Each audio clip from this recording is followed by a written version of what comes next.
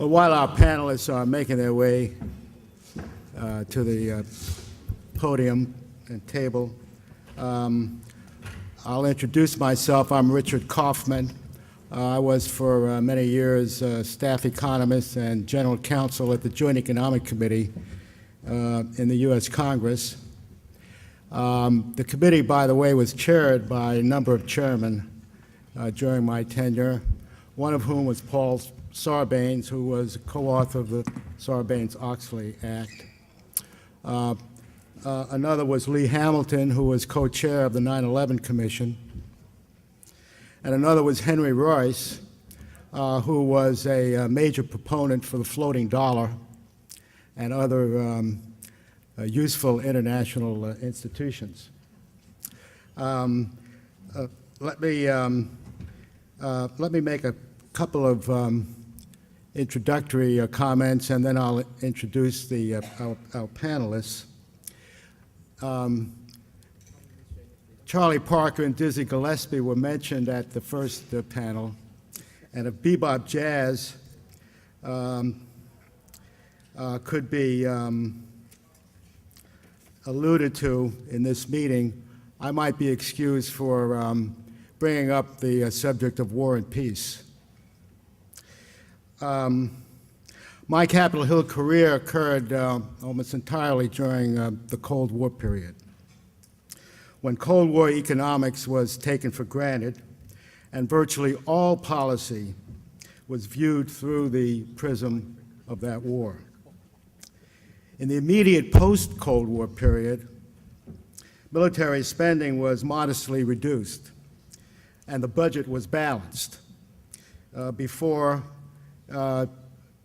the defense budget turned up again in anticipation at the end of the 1990s of the 2000 elections. In the present era, war issues are once again, directly or indirectly, infusing much of economic policy analysis and economic policy.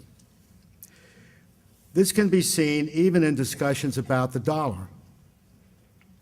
According to one school of thought, the dollar's decline is symptomatic of the U.S. decline generally as a world economic and military power.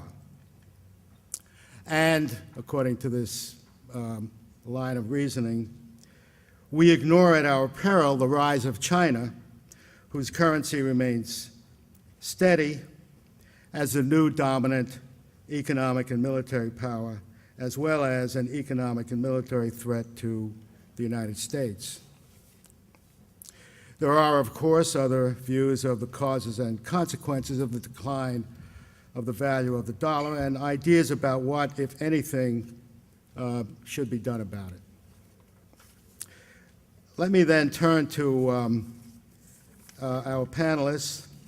Pierre Calamé, I hope I'm pronouncing it correctly, is the General Director of the Foundation Charles Leopold Meyer and a member of the Founders Committee of the China-Europa Forum. Jane DeRista is a former staff economist where I first knew her at the House Banking and Commerce Committee, and now a research associate at the Political Economy Research Institute of the University of Massachusetts. Jan Kriegel is a senior scholar and director of Monetary Policy and Financial Structure Program at the Levy Institute at Bard College, and we will first hear from Pierre Calamé.